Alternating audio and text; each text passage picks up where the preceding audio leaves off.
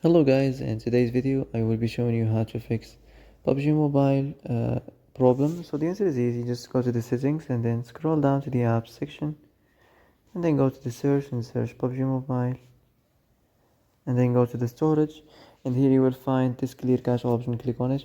Now you can go check it if it worked, and if it didn't you can try to restart your phone or turn the Wi-Fi off and on, or the Bluetooth or the airplane mode. Also you can try to clear data, but be careful. If you clear data, all these applications data will be deleted.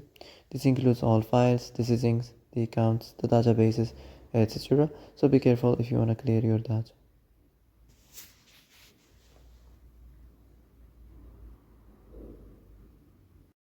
And that's it for today's video. I hope this is the answer you've been looking for.